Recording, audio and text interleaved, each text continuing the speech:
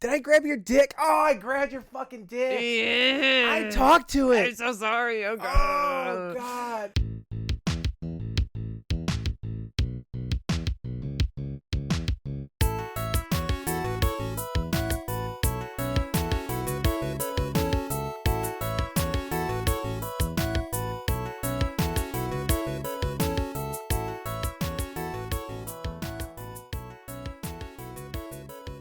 Hello and welcome to another episode of Cheap Smut. My name is Katie Mizell. And my name is Carl Mizell. And this is a podcast about sex books. If you somehow got here from that one TikTok that went viral, this is a podcast about sex books. Okay?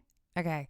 How are you, honey? I am fine. I am, it's weird being married to somebody who, when we say viral, So small relative to like our following and our footprint, but you make one video about atheism. Yeah. And all the fucking wackadoos come out of the woodwork. But on the plus side, thank you all so much for that sweet, sweet engagement. Oh, right. Because now we're almost up to 3,000 followers on that godforsaken hellhole of an app. Yep. It's important how many followers you have, but not how you get them. Yeah, exactly. I don't give two fancy Apparently. shits. Doesn't matter. So, and also, if you started following that TikTok because you think my wife is hot, you're right. But you have to remember, she's the one in like 99% of the TikToks, but I'm here too. Sorry, she's taken. Happily. the other reason that you may be listening to us right now is because you found us at Monsterotica. That's very true. You might have found us at Monsterotica. I was starting to I just took a drink and I sort of had a weird cadence thing happen there. I was like, change the cadence or choke and die. But yes, last weekend we were in Baltimore, Maryland for the first ever Monsterotica Book Con, created, curated, hosted, and pulled off beautifully by Cassie, a.k.a. Unfortunate Reads, and her amazing team of volunteers who just, it was the smoothest, I swear to well-run, God, man, magical event. I did not see a single upset person. I don't think there was a single problem as far as I could tell, and I'm sure there were, because there always are, but that's just testament to how good they were at handling their shit. Yeah, and if there was, she handled it, or she and her staff and her team handled it with like Disney-like efficiency. Oh yeah. Like I've always heard that if something's going wrong, like nobody you were Disney You'll World, never know that something's going wrong at Disney World. Exactly. Yeah. The illusion must be maintained at all times. And Monsterotica was like Disney World, but for people who like monster porn. Yeah. So they held those same principles. But unlike Disney World, if you are unhappy at Monsterotica, nobody swoops in and black bags you and takes you off the premises. No, they ask if you would like to go and have a moment in the quiet room and maybe a snack. Exactly. Yeah. So that quiet room was a delight, by the way. I was so glad that they had that. It was. Oh, God. And I never partook in it because we were out on the floor so much. But it was we were on the floor primarily because we had the scavenger hunt. Yeah. Which we'll talk about in a minute here. But we were part of the scavenger hunt was finding us. Mm-hmm. So we felt like we had to be on the floor nonstop. But it was just in a hotel, like ballroom, like small ballroom, small room, if you will. And so it could have very easily, people could have been like, why are these two large humans just constantly walking in circles around the con? Circling. Yeah. But we were, and then we were always wearing black too. So it was like we were two massive crows just circling the con the whole time, just going, scavenger hunt. Exactly. Scavenger hunt. Find our treasure. But no, it was, we would walk by an author that we know IRL and they happened to be free. So we would chat for them for a second. Then we'd feel like a line forming. So we'd move on. And then we got to meet authors and converse with authors that we'd never met and whose work we'd never covered. Yes. Wink. That was very exciting. In the back, they had the big three. The big three were Jean Abel, Tiffany Roberts, and Opal Rain in the back. But everybody's tables. Yes. we're hopping. We're hopping Yes. nonstop. Yeah. Even the new names, the ones who were tabling for the first time ever, folks who were really anxious to be going to an event of this size, and they were like, I don't know if I brought enough stuff, I don't know if I brought the right stuff, and everybody had a fantastic weekend of sales. It seemed magical. It seemed like they were like at 3:30, 4 o'clock on was it Saturday. Yeah. It felt like we were walking around and everybody was like, oh, I have like these 12 books left. Yeah. And that's it. Like it was like just enough to get you through the end. You might sell out by the end of the day. Yep. There were authors who were like trying to give their books away because they just didn't want to take the box home, and they only had a few left. Yeah. Yeah, we ended up putting a couple of those books into scavenger hunt packs because Dakota Cockaday had 2 huge Dvergar tomes, like her full Dvergar Minds collection. And she was just like, I don't want to take these back home with me. And so they got to go home with 2 readers, which is just amazing. Yeah, in the scavenger hunt, could not have gone any better. We did a scavenger hunt with featuring 18, I believe, of the authors that we've covered on this podcast who were attending. We had little cards on their table. Technically, it was 17 and us. 17 and us. I couldn't remember if it was 18 and us or 17. Thank you for the clarification. Little card with the name of the author, the episode that we covered them on, and then a scrambled word. And so you had to find each author and then unscramble the word and then turn in your passport, and then we drew 3 out. But all of the authors who participated also donated prizes to give away, and those bags were heavy. Yeah. We gave away each of those bags. As I was putting them together, I was doing the mental math. Each of those bags had to be at least $150 worth of donated stuff. Books, swag, stickers, art, tote bags.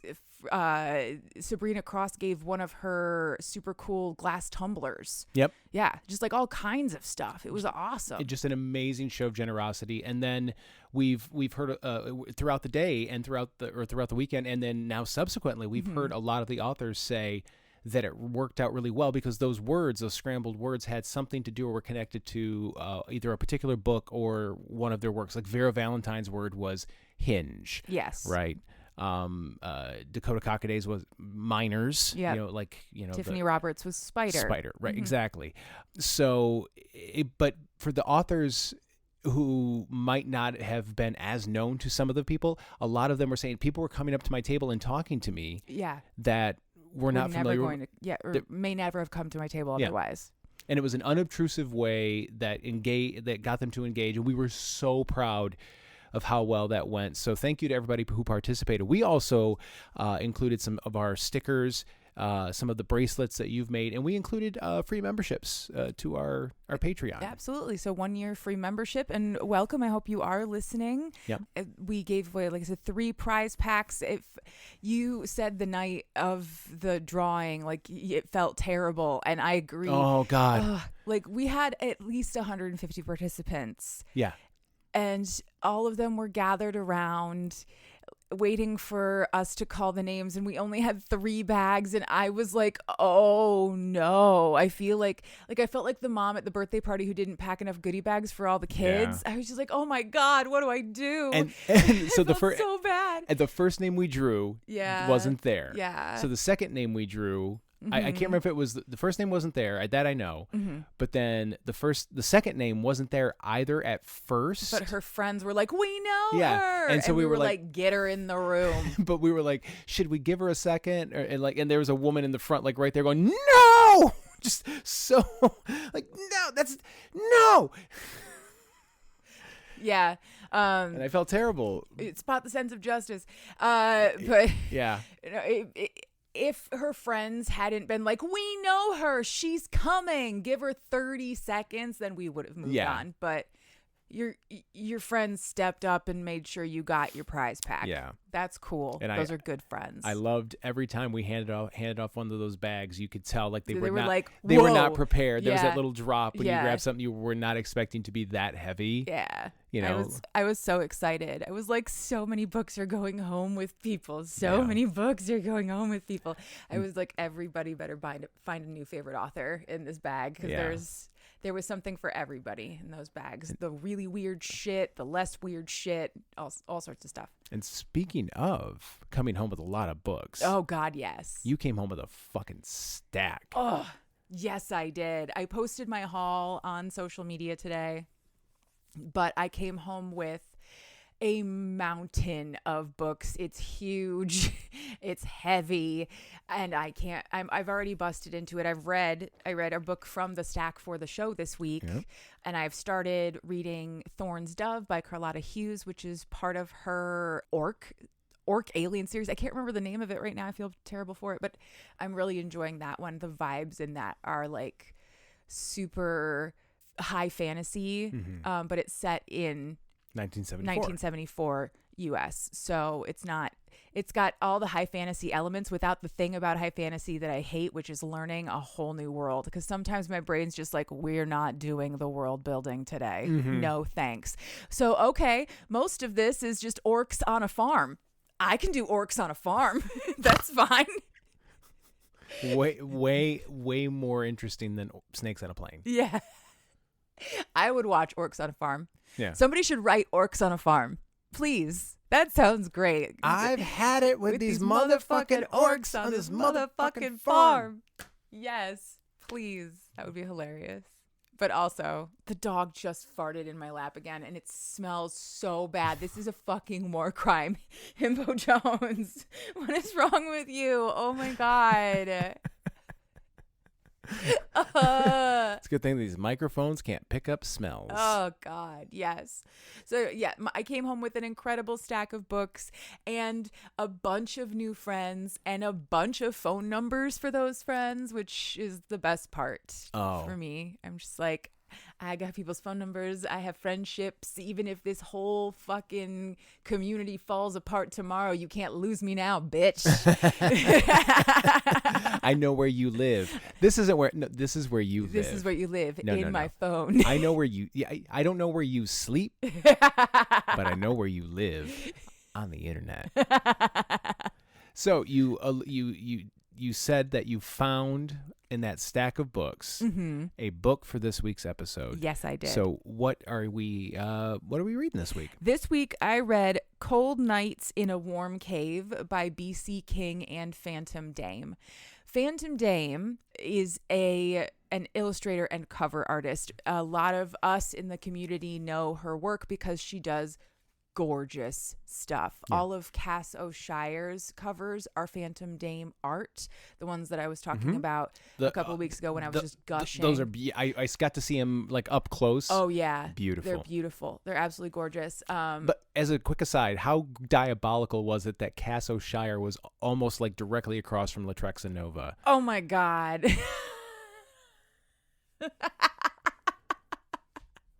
Just like catty corner. Yeah, that was like, it was like putting the two most opposed forms of the art next to each other, and it was great. If this had been an anime, they would have been warring tables. Yes. It would have been, and it would have been amazing. The high fantasy smutlings and the absolutely insane smutlings going at it. Just Sorry about that digression. I remember standing there looking at those books, and I was back in that moment thinking, this is absurd. If I turn around, I'm going to see something completely different. Just 180 from what I'm looking at right now. Yep. And that was the best part of Monsterotica, is just the sheer variety, and yet we were all there with the same vibe in mind. It was just like, what kind of weird thing can you fuck today kind of situation. Yeah. And we were all happy to be there. Anyway, so back to this. Yes. So Phantom Dame, in addition to doing incredibly gorgeous art, also assists B.C. King, her partner, in his writing. He writes smut and other stuff, I assume, but this is the only thing that they have currently released, is the Milk and Honeys series. So Cold Nights in a Warm Cave is a novella in the Milk and Honeys series. It's all set in the same universe, but none of the stories really overlap, except that they all have the same elements in them, including one of my favorite things that they have done, a very interesting hybrid human-animal design that I really like. Okay. But let me get my notes back out before I forget what the fuck I'm talking about. Yeah, I made a note of this. While researching for this episode, I found another BC king on Kindle who writes smut, who writes exclusively daddy erotica. I don't think they are the same person, but you can never be sure in this world. So I was going to say, I sure hope not. But anyway, BC King, otherwise, we had a fantastic conversation with him. I really enjoyed talking to him and talking about how Phantom helps with his work and helps him tailor his world and build the emotional realities.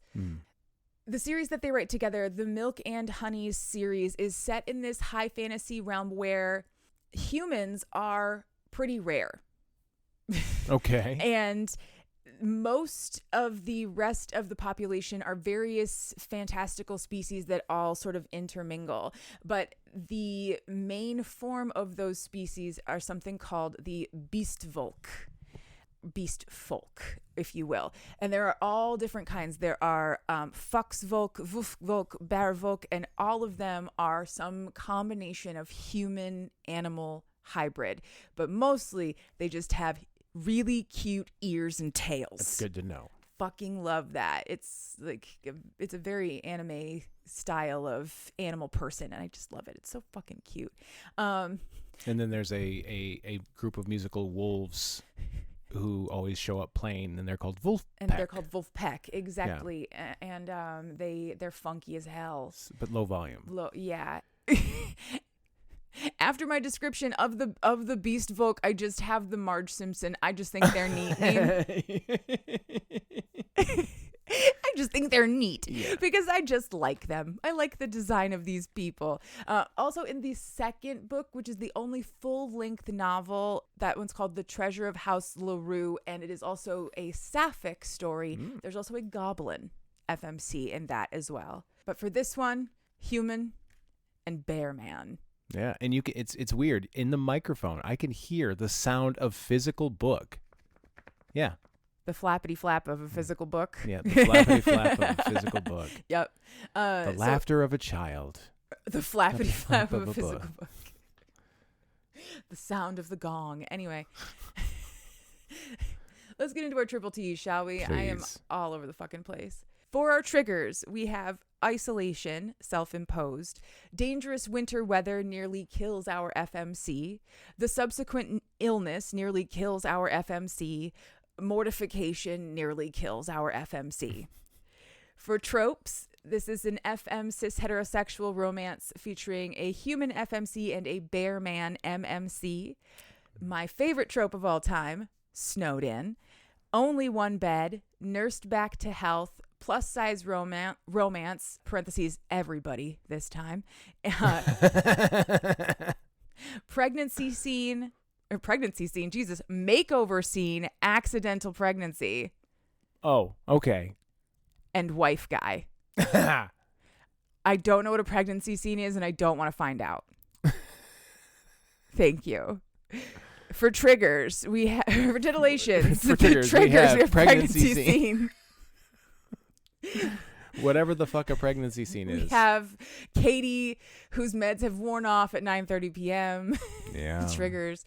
Our titillations. Big size difference. Stretching and stuffing. Dangerous blowjobs. Excessive fluids and sex in public. Oh, fuck, yeah. I remember back in the early 2000s, I mean, everything was extreme. Extreme blowjob. Blowjob on the edge of a cliff. XTREME, extreme. Exactly. Anyway. Oh, my God. Let's talk about this story. Yes, let's talk about this story. We begin with our FMC. Her name is Olivia. She is an adult. I don't know how old she is.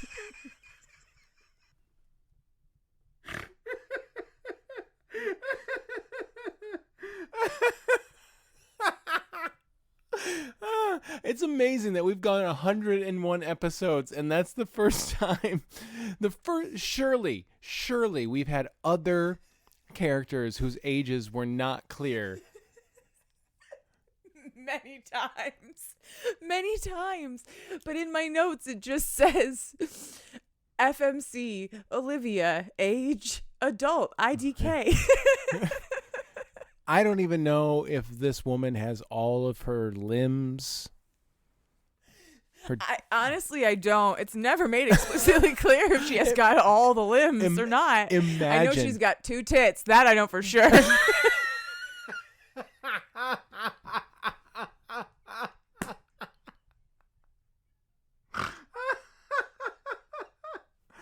Oh my God. I'm so sorry. Don't be. That's hilarious. I was going to just say, imagine the unhinged, like imagine there's somebody out there who just gives everything like 0 or 1-star reviews because the author wasn't hyper specific in the character description of literally everybody who appears on page. I didn't know if they all had all of their limbs or not. Exactly. 2 stars. But just that. Yeah. Everything else, they don't care. It's just character descriptions. Yeah. Oh my God. Okay, so Olivia, I don't know about the limbs, but she is short-ish.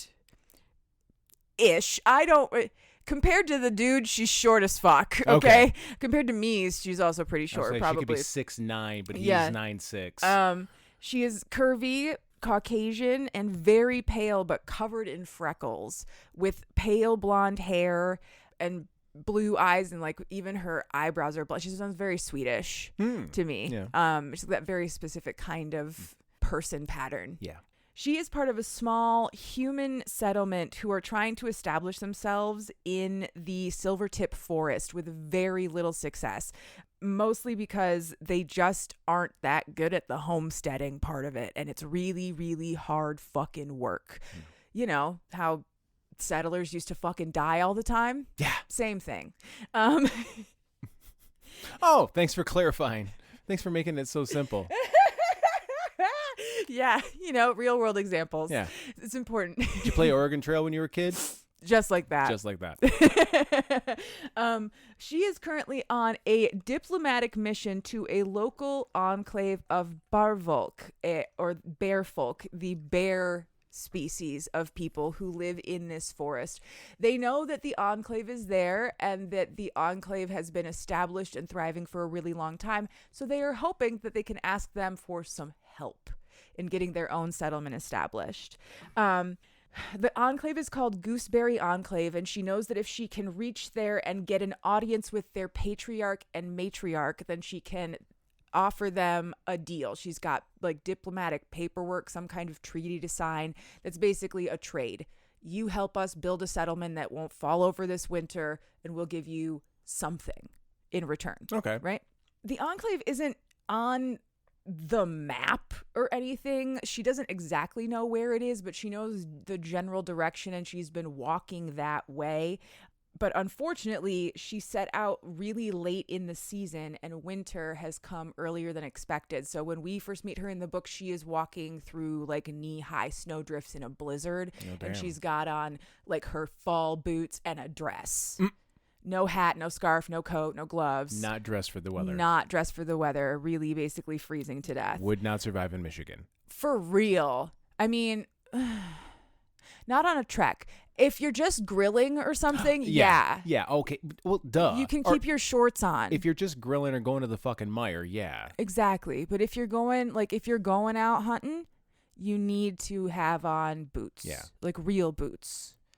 So Olivia keeps on going through this blizzard. She's on a mission, and even though she can't feel her fingers or toes, she also knows that it's worse to stop moving. So she just keeps going forward. Her mind starts to get really fuzzy. All of her energy is being used just keeping her alive. She can barely remember what the hell she's supposed to be doing right now. But eventually, she starts to smell smoke, and she's like, that's not a hallucination. 100%. 100%. She looks around and she sees a glow in the distance, some kind of fire. So she starts going that direction. That must be the enclave. They're the only other people out here. So she finally found where she needs to be. But before she can get to that fire, she hears a low, terrifying growl and someone like, halt.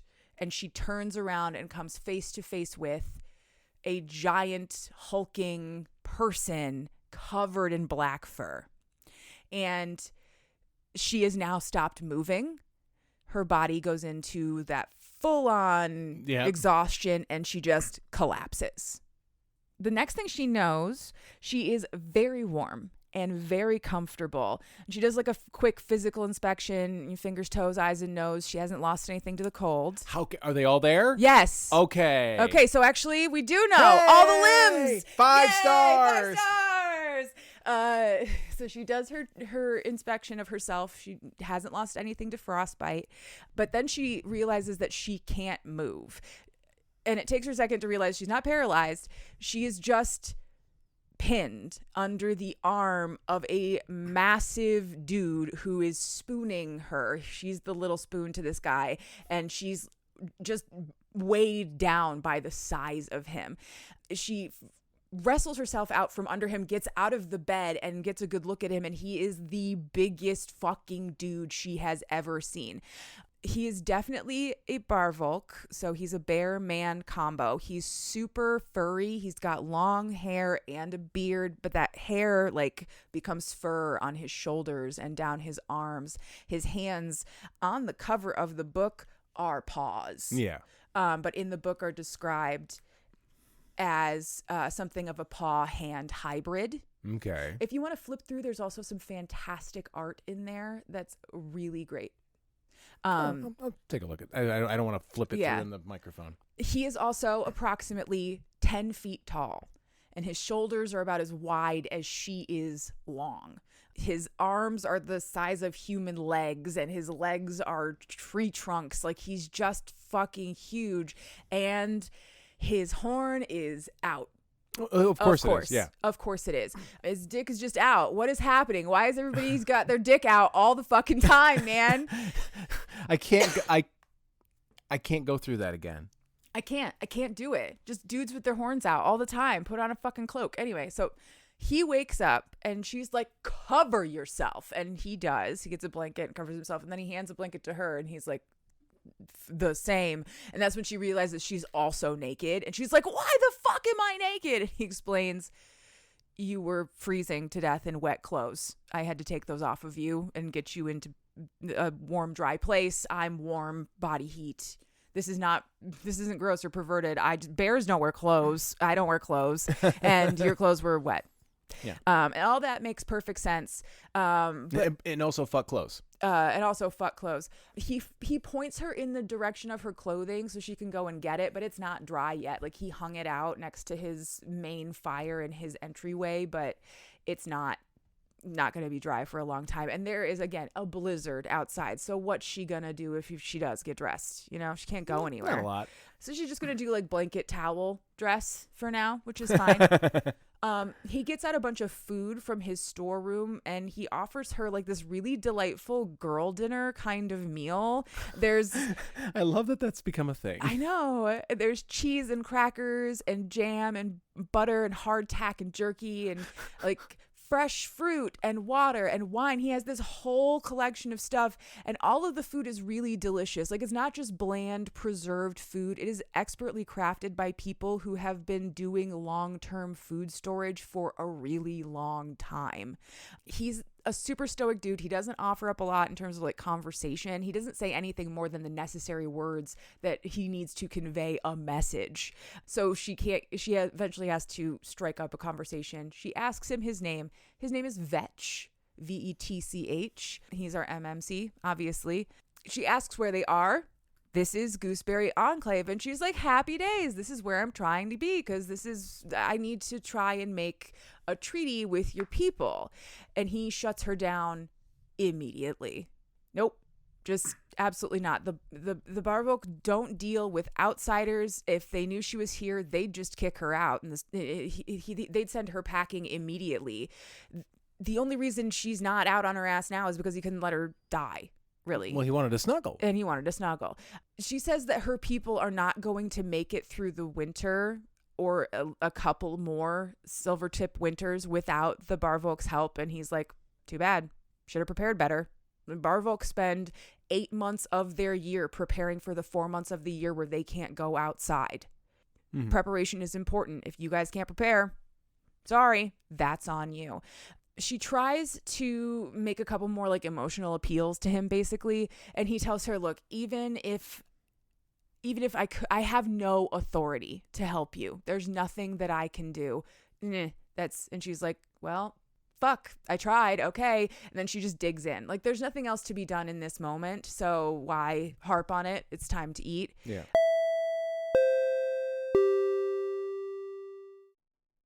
Hello, it's Katie from the future, popping in because Katie from the past forgot to do the brief descriptions of long books. Luckily for us, this week, the book does feature a time-traveling wizard such as myself, so we can continue on as normal. This week, I am here to tell you about an urban fantasy steeped in spellbinding romance based on Arthurian legend and set in the future. Do I have your attention yet? Once and Forever Kings not only retells but continues one of the oldest stories of knights, magic, and adventure the world has ever known. Experience the vibrant neon city of Etna, one of the final bastions of humanity, from the perspective of Morgan Fell, 1700 years following the fall of Camelot. After slumbering for nearly 2 millennia, this gender-bent, snarky, and positively prickly reimagining of the enchantress Morgan Le Fay takes on the role of the villain the world remembers him as, living his life as a mercenary from his sentient and just as snarky mansion home. But Morgan's centuries-long sleep has taken a toll on his mind, stealing pieces of his life from memory. When he collides with the unfairly handsome cinnamon roll of a human, that is Officer Aaron Jones, a man with no business harboring a flame for a wanted criminal, and the ice around his heart cracks, every story ever told gets called into question. Full of queer, magical found family, laugh-out-loud banter, and moments of steamy romance, Once and Forever Kings paints old characters in vibrant new light. The line between hero and villain is blurred in Etna City, and when old tales unravel, anything becomes possible. Thank you so much for taking a time with me, the wizard from the future, to hear about another wizard from the future. Now we return you to your regularly scheduled story. Bye-bye. They enjoy the sort of like, she enjoys the simple pleasure of just being like well fed in a safe place for a while in total silence. There's a few books, but there's not really a lot to do. So they spend a lot of time just sort of lazing until eventually there is a call from outside of the cave. And so someone is approaching his door. Vetch literally picks her up and chucks her on the bed like a cat. Like, just get in the bed, and then he covers her up because nobody can know that she is here. And then he goes out to his entryway to clear out all of her shit that's still drying out there and hide it before he goes to the door to meet his visitor. So this is a guy called Sockeye. He is the Gooseberry Enclave patriarch, but he is also Vetch's brother for the season because he is currently shacking up with Vetch's sister, Cicely. And Sockeye is here to he's just concerned, all right? He's just a little concerned because Vetch has once again chosen to spend his hibernation alone rather than finding a partner. And honestly, buddy, like, you shouldn't be alone for a whole season. We're worried about you, man. We're worried. And Vetch is like, I just want to be alone. And so Sockeye goes to leave, but then he goes, look, just between you and me, guys like us, we need sex, okay? You need to get laid or your dick's going to shrivel off, man. It needs some attention or it's going to shrivel off and die. And Vetch is like, goodbye, Sockeye. Oh, Just good. Makes him leave. And not like, Sockeye, now you're making sense. Yeah. You're speaking my language. Shuts him right the fuck down. He stomps back into the cave after everything is quiet, and he says he's fine. He's fine. Obviously, sure, he's fine. He doesn't want to talk about it. That's very obvious. And eventually they just go back to bed because there's nothing else to really do. They're both pretty sleepy. It's hibernation season. Eat, sleep, eat, sleep. That's all you really do. And they have a quick argument about sleeping arrangements because there's only one bed. And she's like, can't I sleep on the floor or something? And he's like, it's a cave in the winter. You'll get really fucking cold if you go for it, bitch. I'm getting in this bed. I wouldn't. Yeah. She eventually ends up climbing into the bed. Again, they are both naked. The next time that she wakes up, she is super out of it. Like, she can't keep her thoughts straight. She keeps trying to remember where she is and what she's supposed to be doing. She turns over and tries to get her bearings, and she is met with Vetch's massive erection. It is huge, and it's just fucking standing there. He's asleep right now. It's an involuntary reaction.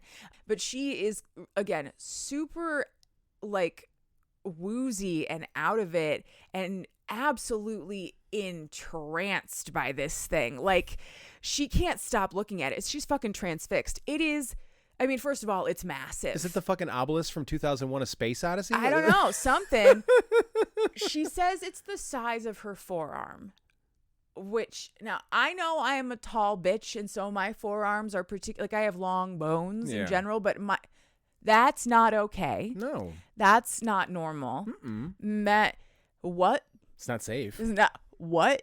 Your own forearm should not go in your body like that. I don't think. No. I don't think. No. No. Anyway, I can't imagine anybody with a vagina looking at their arm going, I want to put that in there. But hey, if you want to, fucking go for it. I'm not gonna stop you. I just think that it's dangerous, and I'm nervous for your well-being. I would consult a physician. That's all I'm saying. Beforehand, maybe get a second opinion beforehand. Maybe a third opinion of that second opinion. Yeah. Anyway, so she is fascinated by this thing, and she is out of her mind for whatever reason, and she can't stop thinking about how Sakai said that if it didn't get any attention, it would shrivel up and fall off.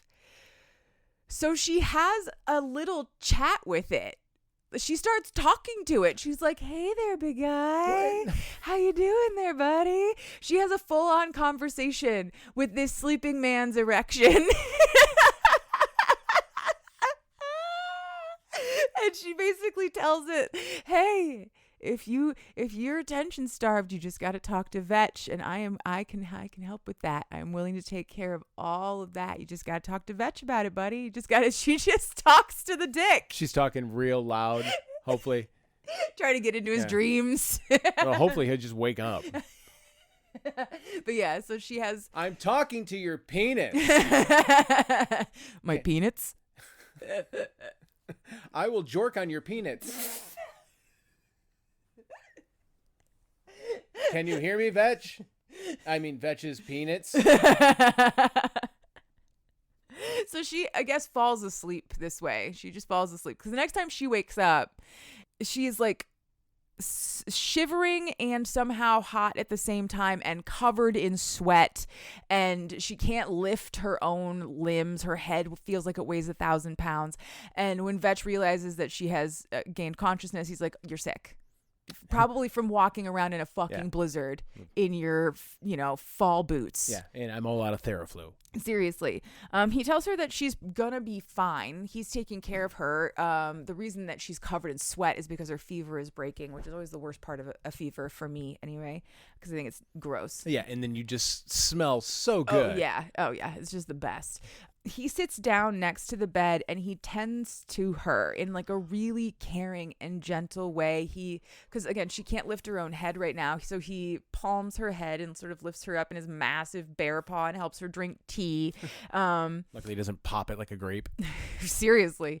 She says that she feels really gross and sweaty. So he helps her roll onto a clean part of the bed and gets the bedding changed. And then he gives her like a sponge bath. He wipes her down with a cloth and some warm water, and the whole time he is being so respectful, very thorough, but also checking in with her boundaries constantly and making sure that she is always comfortable. And she is sticking her titties into his hands and encouraging him to grab handfuls of her ass. Like at one point, she literally grabbed his dick. Like she grabbed him by the dick. And he's like, "Can I get your flaps?"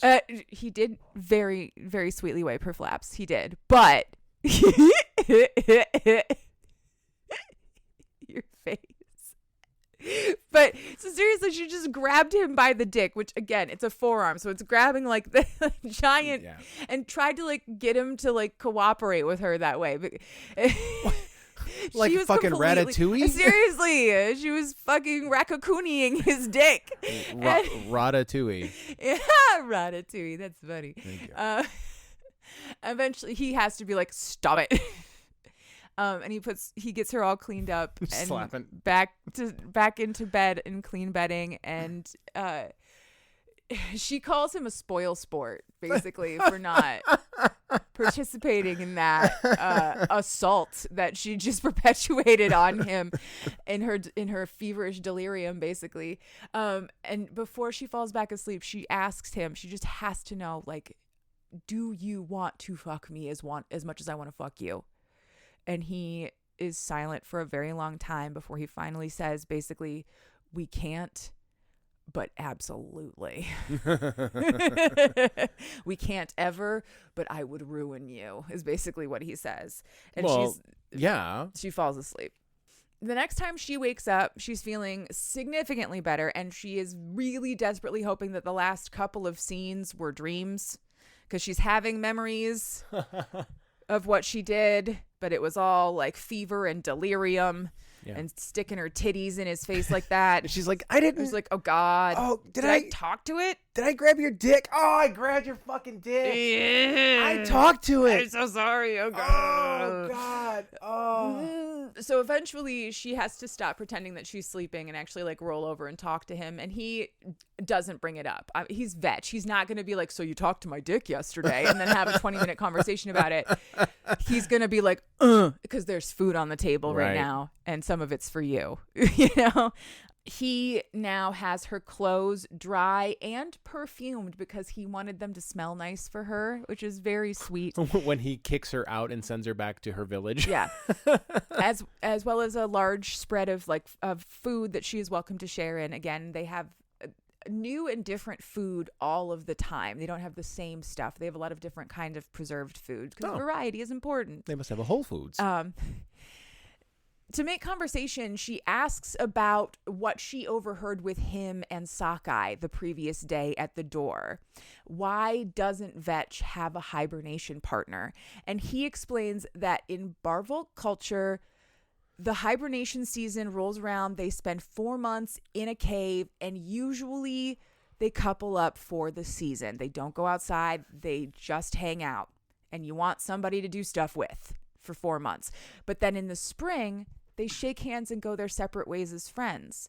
And if they had any cubs, the woman raises those cubs on her own, and the dad has absolutely nothing to do with them. And that is the cycle that happens every single season, and he can't do it because he gets too attached to them, and it breaks his heart every time the season ends.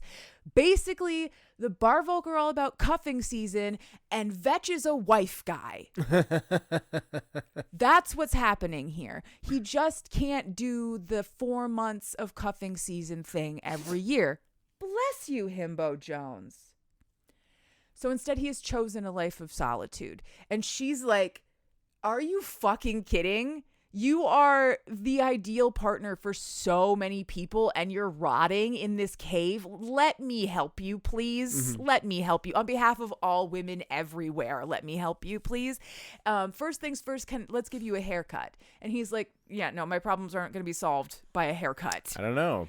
That's some pretty good haircuts. Yeah. And so she says, it's not about the haircut, man. It is about feeling confident in yourself. Look good, feel good. Yeah. When you feel confident, that makes you look good. It's not about whether or not you actually look good. It's about feeling confident. And when's the last time you felt super confident, buddy? Let me give you a makeover. Like, so she eventually gets him to agree. They go out to the entryway of the cave so that they don't get fur, hair on everything inside. Yeah. And first she's like, okay, take your robe off. He does have a robe. He's not always nude. Thank God. Take your robe off so you don't get fur on the robe. And he's like, okay, sure. And then, just because it's fair, he has her take her clothes off too, so they don't get hair all over her clothes either. We're just trying to be pragmatic, super pragmatic, of course, about all this. During that scene, while they are flirtatiously telling each other to take their clothes off for pragmatic reasons, that's where he lets it slip that he definitely was awake for when she talked to his dick. And she's like, oh my God, why didn't you stop me? I think I'm going to go jump off a bridge now. Like, that's why? Why didn't you say anything? Can the barvolk make me a bridge to jump off? But then she realizes, wait. No, you just admitted you were awake for that. You were awake for that, and you didn't stop me. That means you liked it. That means you liked the attention. You liked the attention, didn't you? Just for my dick. And they have like this saucy little flirt while they take their clothes off. It's all very cute. And then he sits down on the cave floor. He's still taller than her. Even when he sits on his, like, crisscross applesauce sits on his ass, he's still taller than she is. But now she can, like, he's pretty much barber stool height at this point, and she goes around, she cuts his hair. It's not like a massive makeover. He doesn't need a crew cut or anything. She's just evening things out, cleaning things up. She goes through and unsnarls everything. She finger combs his hair, and then she finger combs his beard, and then she finger combs all of the fur on his arms and on his hands. She gets into, like, the massaging of his muscles. This is a very sensuous moment, but it's about pampering the guy. It's about making him feel good about himself. And also, after a while, she realizes that her titties are also in his face the whole time, which probably makes him feel great, right? Well, that, or he's like, Eventually, he's all cleaned up on the top, and so she has him stand up so she can keep doing the grooming of his fur on his lower body. I bet. But when he stands up, his erection, because of course her titties have been swinging in his face, goes right between her tits. Like, when they're standing, his erection pretty much rests right between her tits, and he did that on purpose. Well, he was aiming for it, and she's like, "You did that on purpose. All right, game on." And since she's playing masseuse right now, "Oh dear sir, look at the tension in this area," and then she starts giving him a hand job. So she's jacking him off. Yeah. And he is trying to stop her and tell her that she doesn't owe him anything. She doesn't need to do this. It's okay, buddy. I know. And she's like, "Oh, no. This isn't about owing you anything. It's just I'm working on getting you snapped up into a permanent relationship, and I just will regret if I never suck your dick. I'll just regret it. So that's what we're doing." So she starts sucking his dick. Whoa, buddy. Because, again, it's a forearm. I keep holding my forearm up to Carl. Who's Kyle? Just grab this 1 liter smart water bottle. Seriously, here. For scale. So she sucks his dick. It takes a lot of effort and energy and precision to suck a dick like this without, like, biting it or hurting yourself. But she does manage it.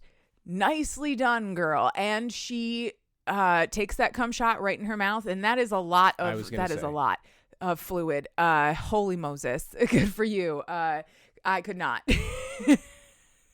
Better women than me. Anyway, once she's done, she just looks up at him and she says, "See? Don't you feel more confident now?" I know I would. I think I'd feel more confident too. Holy shit. They spend the afternoon after that just reading, snacking, playing board games, and snoozing. Olivia's really starting to love the Barvolk way of life specifically. Like, she started working her ass off the day she was old enough to have a chore, and she never stopped. Yeah. And now, for the first time in ever, she's being encouraged to do absolutely fucking nothing. They spend 4 months doing absolutely fucking nothing, and she loves that. She just wants to stay and keep on doing this for a while. And then there is a knock at the entrance, and they scramble to get her hidden under the covers again before Vetch's sister Cicely just walks right on in. She doesn't wait for an invitation. He catches her in the entry hall before she has a chance to come fully in to the cave, and they have a very short, very tense conversation, which is basically Cicely has come to encourage him to go to the first snow festival, which is his last opportunity to find a date for the season. And he's like, "I wasn't getting a blowjob from a human. That wasn't happening." That already happened a long time ago. That's fine. No, he was, I think, playing board games with her at the time. Oh, okay. Which is not a euphemism. They were actually playing board games. All right. So he has this whole whispered sort of angry conversation with Cicely that Olivia can't really hear. And then Cecily leaves and Vetch comes back into the cave and he goes right to the storeroom and starts packing up supplies. And he tells her that she has to leave. It's like a 2-day walk back to her settlement. Here is everything that you need to get there without dying of starvation. You have to go right now. His sister is right. The first snow festival is coming and he can't be alone again. He just can't do it. So you need to go so I can find a hibernation partner. And she's not doing that. She's like, what the fuck are you? No, why? You can't just kick me out. What is going on? What happened? First of all, you are not alone, my guy. I'm right here. Yeah. You're not alone. But he says, you just want someone to sign your stupid treaty. Like, that's what this is all about for you. You think if you stick around for the season with me, my people are going to become ingratiated to you, but they're not. Get out. You have awakened something in me. I can't live in solitude anymore. If hibernation season is all I'm going to get, then I'm going to lean in for those 4 months and just take what I can get. Right. And he hands her a bag of all of her favorite foods. He's like, here, all your favorites. And she just like smacks the bag out of his hands like, you dumbass. I do not want your snacks. I want you. I just want to be here with you. Right. I came here to do the treaty thing. It failed. That's all that matters. The humans can try again or fucking not. I don't care. I just want to be in this place with you, you idiot. And he's like, are you for real right now? Are you being serious? Absolutely. Yes. Let's fuck about it. Of course. It's time to fuck about it.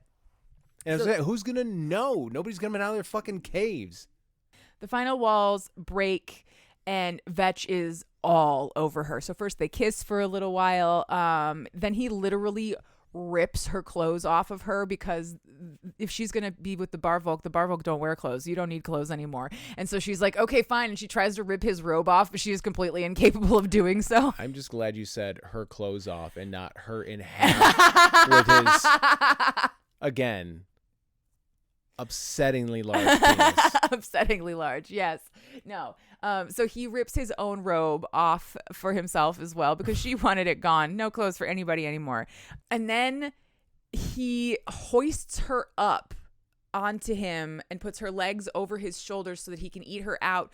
I think while he's standing up. How tall is this cave? Because this man is 10 feet tall and he's got like 3 more feet of woman on top of him. And that cave... vaulted cave ceilings. Vaulted cave ceilings. I mean, so he eats her out. And eventually she comes so hard that she's like convulsing and like wrapped around his head. And that was such a funny image to me of a woman just fully wrapped around a giant dude's head. I don't know. I laughed for like 5 minutes just thinking about it. Like I'm imagining. I'm still laughing now. You're gonna laugh even harder possibly because I'm imagining Bozeran from Mixing Up Mayhem. Yes, giant Volkswagen head Bozeran getting a hug from his daughter. Just she's so tiny. Yes. Okay. But so in this case, 10-foot bear man with a woman having a convulsive orgasm over his face. Yeah, right? Those are two wildly different things. Yes. So when she has come down from all of that, he lays her down to fuck her. And yes, they do manage that. I know this is a thing that the human body is capable of. I just don't believe it at the same time. I don't think it. Yeah, Cognitive dissonance. I think if you have a penis that large, you should be, first of all, required to carry insurance. Yeah. And then also be required to have like medical staff on hand. That's like every time you fuck somebody. Just in case. Just in case of a perforation. Yeah. Something. So they take this extremely slow. Thank God. Even though she is already like deeply relaxed from the oral and the orgasms, it's not like it's a small dick. That doesn't make the dick any smaller. So it is challenging for her, but he is very gentle through the whole thing, and she eventually does get there. And when they do get there, he fucking batters her like a reverse birth. And she is delighted by all of that once she is acclimated to it. He fucking destroys her, obviously, and she's along for the ride. She loves it. By the time they're all done, they are both an absolute mess. Like, they are laying in a puddle because, again, the amount of cum this man creates is just unnatural. Yeah. Or I suppose natural for a Barvolk. I guess I'll just have to suspend my disbelief Seriously. and my horror. When they come down from all of this, he covers her in kisses and praise, and he calls her his sweet Olive, and he tells her how much he loves her, and he hopes that they never part. And she agrees, but with like way fewer words. She's just like, totally, dude. Agreed. Because she's in a coma. Yeah. She's in a fuck coma. When they wake up next, it is to Sockeye and Cecily just barging in, completely unannounced. Apparently, Cecily sniffed her out the last time that she was in the cave, or he told Cecily or something, and Cecily told Sockeye, and now they're here, and they're pissed, and they're like, bring out the human. Where is she? You can't hide her anymore. Half the damn enclave can smell her. I'm guessing probably from all of the fucking. Yeah. So Idiot. she pops her head out from her hiding spot and is like, hi, I'm Olive. Nice to meet you. And Sockeye is like, get out. Pack a bag. Get your shit. It's time to go. Bye. Hope you had fun. Later. And I was like, dude, wait for her to be able to walk first. Seriously. But Can it be like a hospital? Like you take me out in a wheelchair? You have to, like legally? we have to take you out in the wheelchair. Yes. Vetch is not having this. Absolutely not letting that happen. He threatens Sockeye, who is definitely smaller than him. Vetch is bigger than all of the other Barvolk in this book. Like, he's just a big, big dude. And Sokkeye's like, look, I can't take you in a fight, but I am the patriarch, and I will get every man in this village to come together, and you can't take us all in a fight. No. And Vetch is like, neck crack, sit back, let them come, like he is willing to take on the whole village for this pussy, apparently. Yeah. And we have a lovely Deus Ex sister moment. Cecily starts sniffing with her bare nose. She just starts sniffing around, and she follows the scent trail right to Olivia, and yeah, well, that solves that. You're pregnant. Yeah, of course. Of course. Thanks, Bear Nose, for sussing out a 2-second-old pregnancy.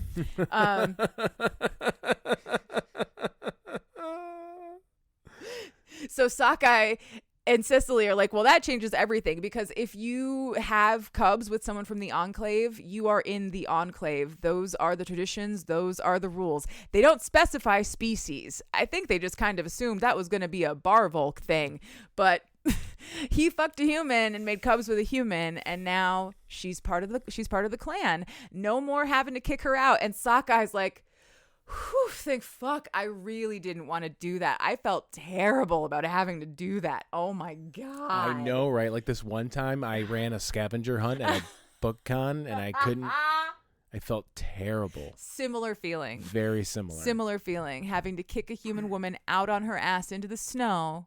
Yeah. Or only having 3 prize packs. Yeah. Yeah. So anyway, the day is saved thanks to fucking. And Dun, dun, dun, dun. yeah. It says that anyway, the day is saved thanks to unprotected sex. The one and only time that's ever happened, probably. The day is saved thanks to unprotected sex. We have the final chapter is our epilogue. Some amount of months later, the Barvolk and the humans are now working together to build up the human settlement. Vetch is running a construction crew and getting shit done like every day, all the time. When in this scene, Olivia comes up to bring him lunch. She's at this point very pregnant. It's been, I think, like 6 months.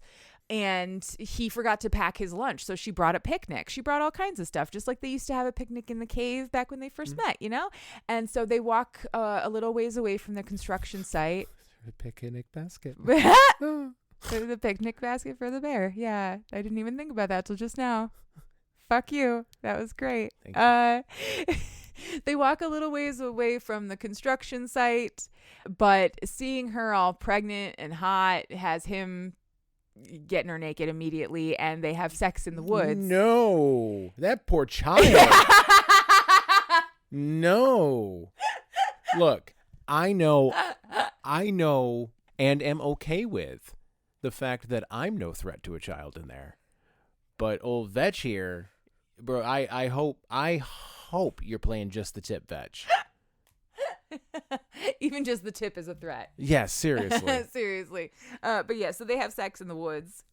He bends her over and they fuck against a tree, and it's wonderful and delightful until they're done. And when she's not fuck drunk anymore, she's like, Vetch, you fucking twit. What if somebody saw us? We're too close to the village. Too fucking late. He's like, look to your left as she turns. All the other Barvolk at the construction site are very politely eating their lunches and avoiding Eye looking. contact. But a friend of hers from town is right in the middle of everything, just fucking thumbs up in this bitch. She's like, good job.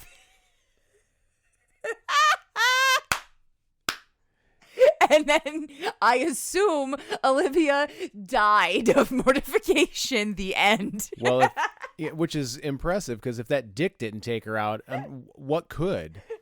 Apparently, your friend from town watching you catch that dick. That's what Seriously. killed her. Jesus That's what killed her. The end. Christ. That was warm. That was Cold Nights in a Warm Cave by B.C. King and Phantom Dame. Thank you. You look at the cover, I know. you listen to like the first little bit of it, and you're like, and he was so delicate and gentle, sweet and and gentle. he took care of her, and he Yeah. brought her into the cave and took off her wet clothes, and then she talked to his boner. I was like, what the fuck are you saying? Yeah, I know. Talk to his boner. I thought you somehow in real time edited me into a different episode with a different book No. where someone talks to a big dick. Nope. Nope. This book where someone Same. talks to a big dick. Yeah. Brought her in and nursed her to health and took care of her, and then she told it secrets. told his Grabbed dick. it roughly and tried to move him around the Yeah. cave with it. Yeah. Just grabbed him by his dog log and just Ratatouille'd him around the just ratatouille'd him. I'm talking about like I don't know if you guys, we feed Himbo Jones like the pure, I don't know what's it called. Oh God. I can't even remember. It's all right like now. steamed chicken Dog log. and like It's fresh pet. Fresh Thank you. pet. Fresh pet. yeah. And it's the slice and serve. We just call it a dog log. Yeah, I realize now that It sounded like you were calling it a dog turd. yeah. Yeah. Mm-mm. Which No. is not something I'm into. Hey, good job. Well done. What are you into? I'm into you explaining why you were talking like that. What are you into? I have two this week because I Oh, can't just pick shit. one. You gotta type an extra one out. You do. It's actually going to be like three things. I like stuff, Carl. I have enjoyment in things. You're going to have to deal with this. Okay, so the first one. Okay. The first one is a song, the song called The Deep Blue OK by Self-Esteem, which I am unashamed to admit TikTok fed right directly to me via the algorithm, and it was made for me. I love it. It's feminine rage in a song, but it's like adult feminine rage about just having to fucking live your life. And I love it. I love it so much, and I listen to it multiple times a day and cry. Internally sometimes, not always externally. But I just love I love the song a lot. It's so good. The other song is The Song from the end of the film Odessa. The film Odessa, which you can also put a link to, is a fantastic movie that a lot of people are not gonna like.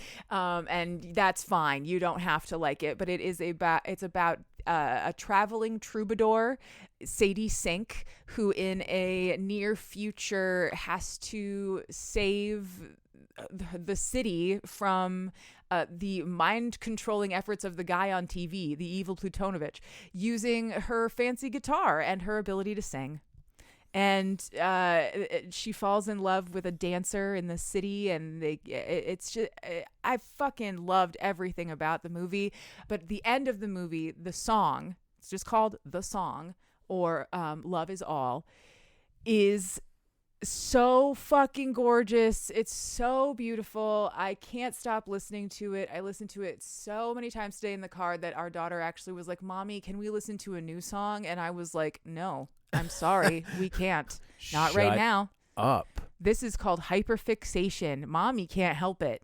Yeah, like you haven't listened to your dad have the same playlist your entire fucking life. I mean, how many times have you listened to Bouncing Time by Danny Go? Yeah. Come on. Yeah, shut it. Give me this. Anyway, so those two songs specifically are the only two songs I'm listening to right now, as everybody else should be listening to them too. Thanks. What are you into? I decided to just keep it real simple because today is the day that Today's the day. Doom: The Dark Age came out. Ah, yes. Brand new game in the long-running Doom franchise, which I've been playing off and on since I was a teenager. That's the video game that the movie that The Rock was in is based on. Which is so bad. Mm-hmm. But anyway, Doom: The Dark Age is not bad. It is exactly what it says on the cover. The art, it is exactly what it says it is. It looks like it should be painted on the side of a van. The whole game looks like it should be painted on the side of a van. I've got a chainsaw shield. Nice. I've got guns. I'm killing demons. Yep. That's all I want. It is the complete antithesis to Peglin, which is the other game that I can't stop playing. So I'm playing Doom: The Dark Age, and I'm fucking loving it. I know. I've been watching. Yes. So we ran a little bit long, but I do want to kind of put Monster Erotica to bed and say farewell until next year, because now we turn our attention to the next convention that we will be attending in 2 months' time, because we are the official podcast Yes, we are. of Sinful Signings. Hi, Sinful. Oh, I am so ready to be in you. So ready. Yes, we are moving on to Sinful Signings, and I cannot be more excited to move my focus on to the other genre of batshit romance that I really love, dark romance. And that's what Sinful Signings is all about, is fantasy and dark romance, and I love it there.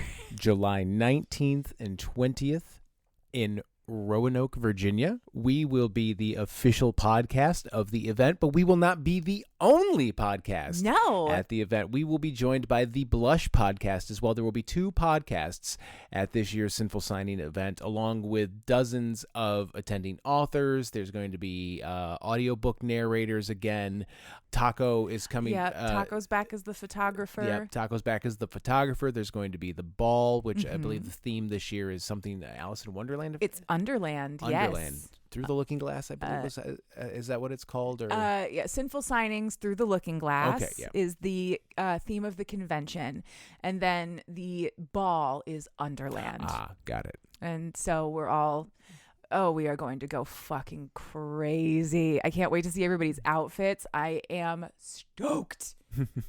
And I can't wait to see what you have picked out to read next week. Ooh, nice transition. Well, in honor of Sinful, we are moving on to our dark romances, especially from our Sinful authors. And I'm starting with a book that Katie Hurd talked about last year, and I have been looking forward to ever since, Draga and the Savage Part 1, Dragabeat. That is a historical vampire novel. Oh. And I am stoked. That sounds fucking sick. I've read the first 5 chapters and I love it. Oh, I can't wait to hear all about it. But in the meantime, you can find us on social media. We are on Instagram, TikTok, Threads, Blue Sky. I was all over Threads today. Yes, you were. You got to update me. I need to hear that. The links are all down in the show notes. If you would like to communicate with us via email, please do so. cheapsmutpod@gmail.com. Link to the book is down in the show notes, and the week that this episode is on the main feed, it will be the top link on Linktree. It is not an affiliate link. We don't get any money for this. We're just trying to help the author out. If you would like to support us financially, you can do so on Patreon for just $1 a month, like these fine folks have: Tara Tappan, Katie Shepard, Lindsay Rain, Eden Knox, Zach, Zoe Barrett, Emily Purley, Aaron Manak, Miss Chris, Raven, Natasha Bear, Desiree Rodriguez, Local Mind Flayer Seattle number 42, Vincent Sultanfuss, Kitsune Inc., Cassie, Cassandra, Brian S., April D. Berry, Dana Goddard, Stephanie Hawkins, Gemma, Lady Squishy Buns, Tia Esk, Rob Gatika, Angela McNichols, Katie Hurd, Gwendolyn Harper, Seneca O, and Rebecca K. The music that you hear in this and every episode is called Story Time by Mated Fates. I don't know if I remembered to say this, but Draga and the Savage is by Jenny Allen. You did not. Good. Okay. We need to know the names of the authors so we know where to find the books. In the meantime, listener, remember, if there is a book in you, write it. And if there's fucking in it, I'll read it. And then she'll come on this show and explain it to me for your entertainment. Bye-bye.